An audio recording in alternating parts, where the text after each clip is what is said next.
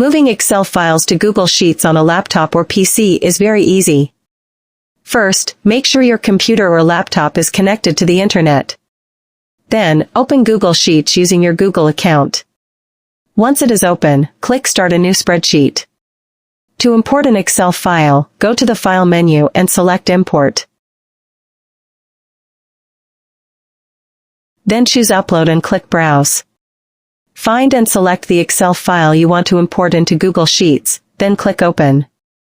After that, an import file notification will appear. Click Import Data.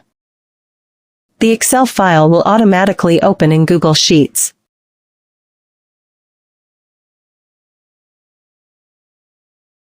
As you can see, there are now two files with the same content.